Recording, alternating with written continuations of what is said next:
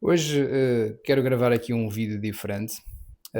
Basicamente, acho que vai ser uma espécie de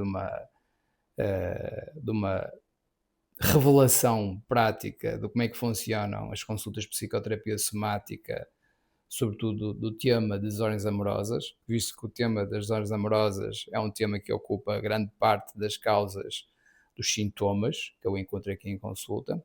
Posso dizer que acima dos 50% dos muitos sintomas derivam das questões amorosas, sexuais e íntimas, porque é uma parte do nosso inconsciente que nós fomos obrigados a reprimir e a desorganizar internamente, fruto dos nossos condicionamentos sociais, dos nossos condicionamentos familiares, dos nossos condicionamentos religiosos, e algo que deveria ser natural, bonito, criativo, amoroso. Nós sabemos que, por norma, essa não é a regra, não é?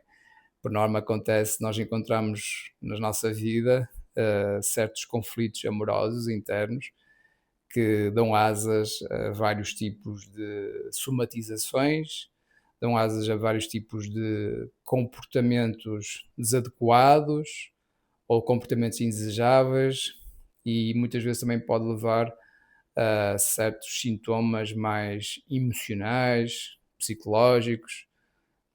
Está é uma área que nos traz o fogo da vida e no qual nós não e na qual nós não tínhamos consciência destas dinâmicas internas inconscientes dos nossos padrões amorosos, sexuais. A probabilidade de nós nos queimarmos com esse fogo e de nos permitirmos escolher relações que não queremos, que acontece isso muitas vezes, ou não escolher as relações que queremos, por norma, está relacionado sempre com esta questão das desordens amorosas, no qual até podem assistir num vídeo que tenho, acho eu, estar aqui no canal, mas depois eu também, no corpo do texto e na descrição, vou colocar o link desse vídeo, de alguns vídeos que já falei sobre este tema, assim para tornar as coisas mais claras e não estar também a evitar estar aqui a repetir informação que pode-se perder tempo e podemos ir diretamente para a prática. Então o objetivo deste vídeo é ir diretamente para a prática e demonstrar como é que se faz este tipo de abordagem, talvez de uma forma muito concisa, muito breve, visto que também o objetivo dos meus vídeos é serem concisos e breves, mas acho que já vai ser o suficiente para perceber realmente como é que funciona este tipo de trabalho, que é um trabalho lindíssimo, no qual eu estou muito agradecido ao meu professor, Dr. Salomão Celano, no qual eu tenho uma grande admiração. Ele é um dos pioneiros nesta área das desordens amorosas. Eu acho que até foi ele que cunhou este termo de desordens amorosas, no qual ele me tinha dito na altura que as desordens amorosas significa que é viver o amor de uma forma desordenada. E eu achei interessante eh, porque um dos princípios do amor é nós estarmos ordenados emocionalmente por dentro para termos uma relação madura, estável, entusiasmante, apaixonante ou amorosa. E quando não existe, significa que há uma desordem no nosso inconsciente e que existe um conjunto de programas, padrões, crenças limitantes e duplos vínculos que nos podem tramar a nossa escolha e normalmente não fazer as escolhas que nós realmente queremos. Porque no fundo, independentemente das pessoas na qual nós escolhemos, é o nosso inconsciente que escolhe essas pessoas. E essa escolha é feita através do conhecido, através daquilo que nós trazemos do nosso inconsciente familiar. Sei que vocês conhecem muitos casos, muitas pessoas que escolhem os seus parceiros por parecenças aos seus pais, por parecenças aos seus avós, até mesmo aos seus irmãos. Às vezes até podemos encontrar isso por nomes semelhantes, podemos encontrar também por profissões, por exemplo, o pai é o advogado e a senhora escolhe um jovem que é advogado, pode ser às vezes por maneirismos, até pela cor dos olhos também. Isto é, o nosso inconsciente, nós não o escolhemos no fundo, e isto é a realidade que muita gente custa admitir, é o nosso inconsciente que escolhe e não a nossa mente consciente. E quando nós nos apaixonamos ou criamos uma ligação com alguém ou escolhemos estar na relação com alguém, mesmo não existindo paixão, é o inconsciente que faz esta escolha. E graças a Deus, graças à ciência, graças à psicologia, já existem ferramentas que nos ajudam a descodificar estes padrões e perceber de onde eles, de onde eles surgem. Então, para isso que, para fazer esta análise, eu, por norma, peço duas coisas fundamentais. Primeiro, a árvore genealógica, e na árvore genealógica peço, por norma, os nomes, as datas de aniversário, as datas de aniversário de concepção e as datas de falecimento.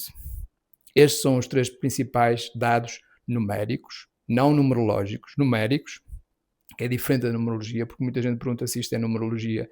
Não é numerologia, isto é matemática, e matemática pura, através da probabilidade, e ao mesmo tempo, algo que é importante pedir à pessoa é o tema, isto é, o que é que ela encontra dentro dela que é comum em todas as relações. Qual é o padrão emocional na qual ela sente que é comum em todas as relações. É por isso que esta parte do tema é o chamado fio de Ariana, porque quando nós entramos no nosso inconsciente familiar, nós vamos entrar num baú obscuro, uma sombra, nós não conseguimos ver.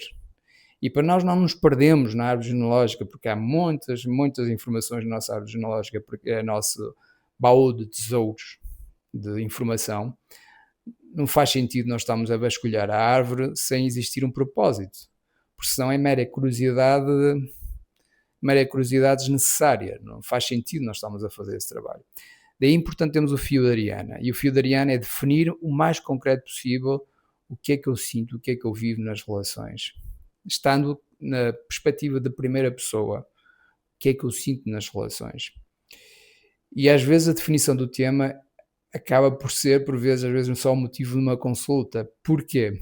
Porque nós temos todas as nossas histórias, as nossas narrativas, os nossos amores, os nossos romances, sobretudo na parte amorosa, nós temos uma tendência de criar muitas narrativas de forma a proteger-nos da dor, da nossa realidade. E acabamos por cair no chamado triângulo de Karpman, onde ora em relações nós somos vítimas, ora noutras relações nós somos agressores, ora noutras relações nós somos salvadores, e é importante nós sairmos desse triângulo para olharmos para o tema da forma mais clara possível. E a melhor forma de fazer isso é descer do nosso mental e ir para o nosso emocional, para o nosso coração.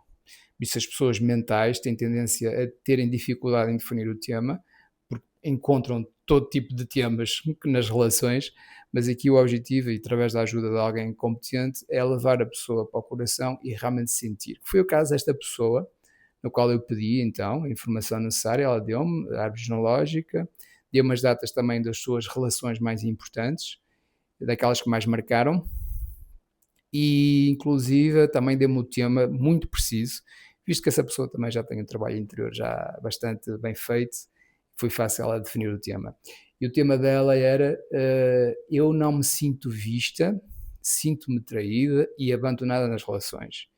Isto é algo que é comum nas relações na qual ela se encontrou. Independentemente das histórias que nós podemos olhar para o passado, o padrão comum emocional que ela encontra é não ser vista, sensação de abandono e traição.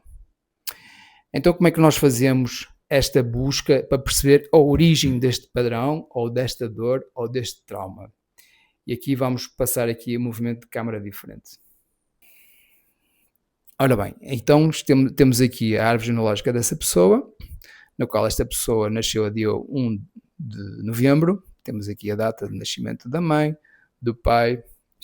Vou tirar daqui a caneta. Temos também algumas datas dos avós, sobretudo a avó paterna, avô materno, avó materna, com as datas de falecimento também. E temos aqui as datas também das pessoas mais importantes na vida dela. Não interessa se foram muitas, se foram poucas, não interessa. O que importa é que são estas que não ficam gravadas no nosso subconsciente. Então é aqui que nós começamos a fazer a busca. Deixa-me só colocar aqui o microfone de forma a ser mais fácil para explicar. Ora bem, já está aqui. Pronto. Então o objetivo, eu perguntei à pessoa quais foram as relações mais impactantes, no qual ela afirmou que foi esta primeira relação, e esta segunda relação, a pessoa que nasceu a 13 do 5 e a 2 do 2. A primeira relação foi o seu primeiro amor, na qual nessa relação ela foi traída por uma colega de trabalho, e ao mesmo tempo ela viveu o abandono e não se sentiu vista na primeira relação. Foi um sofrimento muito grande. A segunda relação foi a relação do seu ex-marido, no qual durou alguns anos, viveu alguns anos. Nessa relação, ao contrário da outra, ela foi uma relação na qual ela se sentiu bastante amada, mas que no fundo, durante a relação ela não sentia-se vista. Embora ela não viveu a traição por parte do ex-marido, no fundo o padrão estava lá na mesma, porque o que ela diz é que não era a pessoa na qual ela tinha escolhido mesmo, não era aquela que sentia que era a pessoa, por várias razões, ou porque não partilhavam os mesmos valores, as mesmas crenças. Então ela acabou por se trair a ela própria para estar naquela relação, visto que também teve frutos da relação, dois frutos, dois filhos, e a razão dela é que eu mantive-me na relação porque eu era mãe e tinha aqueles dois filhos e precisava também de os proteger.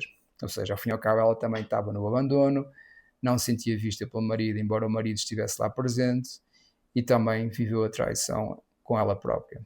Então a primeira coisa que nós fazemos é buscar a data destas pessoas e procurar perceber quem são as pessoas que estão nessa linha. E como é que nós fazemos este cálculo? Nós fazemos através da coincidência das datas de nascimento, das datas de falecimento e de concepção. Eu vou dar, por exemplo, um exemplo. Eu nasci a 26 de 10, então eu tenho que buscar na minha família as pessoas que nasceram no intervalo de 7 dias, que é 19 de outubro e dia 3 de novembro. Estas são as pessoas, são os meus duplos.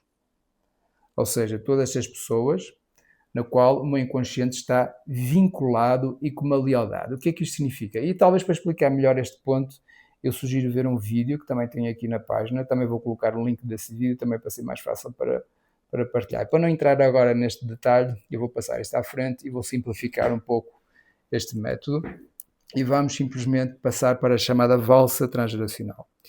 Então, tendo aqui estes meses, 13 de maio e 2 de fevereiro, vou buscar as pessoas nesta linha. Janeiro, fevereiro, março, abril, maio, junho, julho, agosto, setembro, outubro, novembro, dezembro. Então o que eu vou buscar são as pessoas que estão nestas colunas.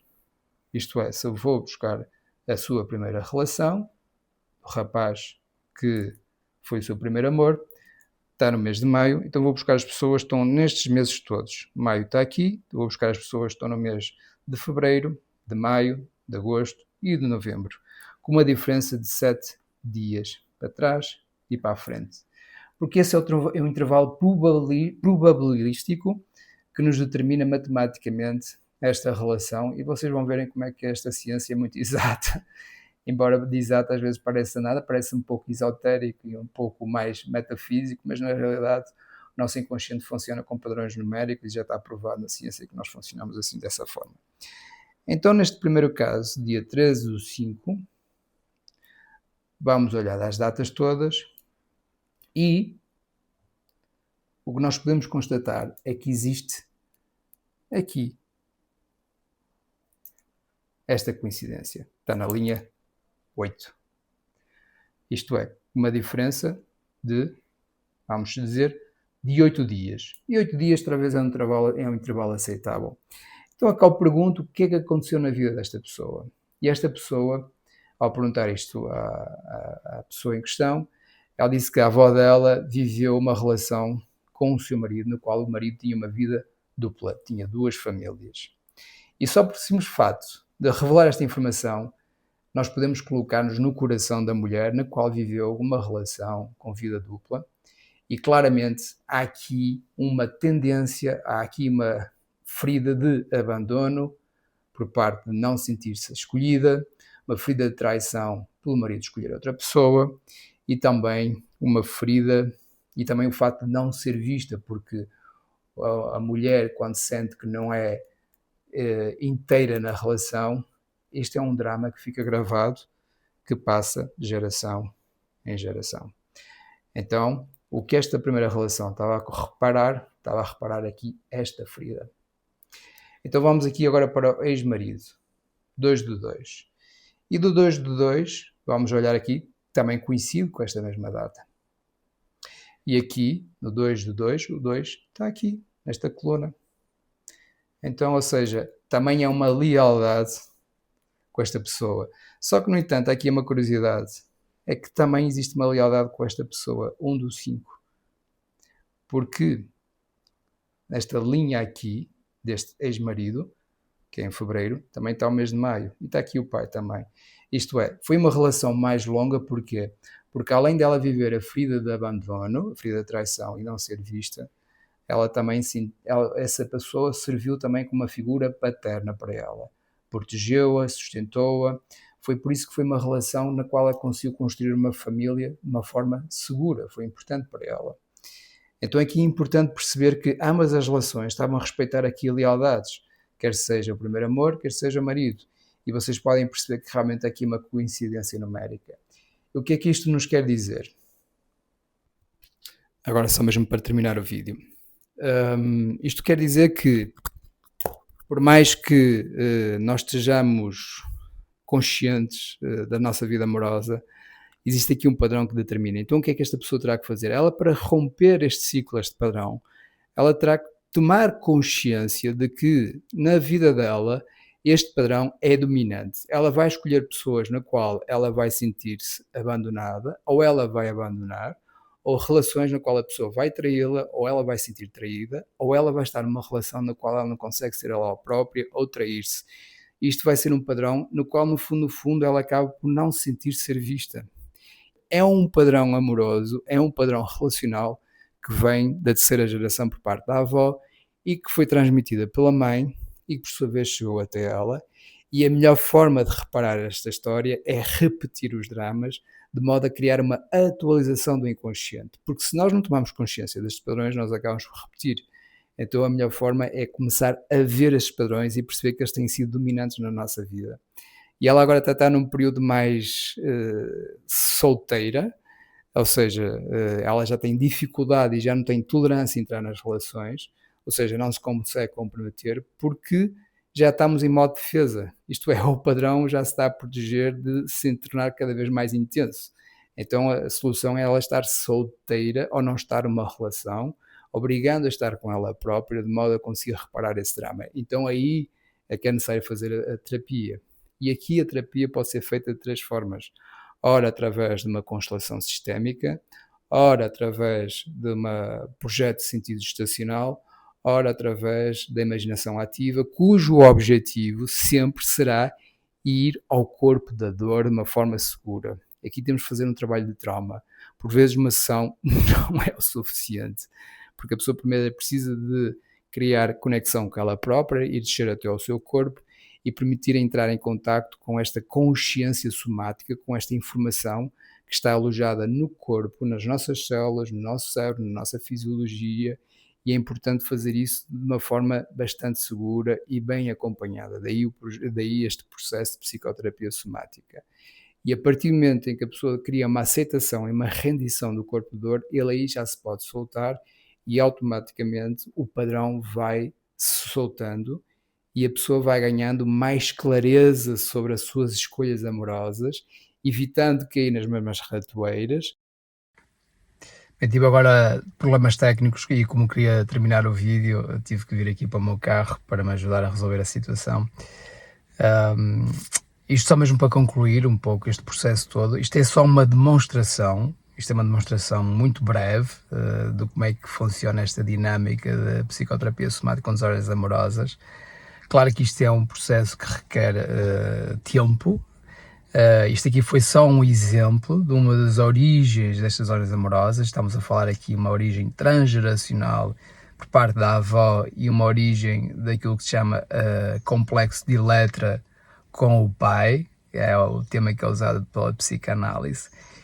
E claro que existem aqui várias camadas destas desordens, porque existem várias origens, não só nestes lugares, mas também noutros, como por exemplo uma questão de gêmeo perdido, pode ser também relacionada com um primeiro amor, pode ser relacionada com um trauma intrauterino, poderá haver também de outras camadas transgeracionais, pode vir também uma das feridas emocionais de infância.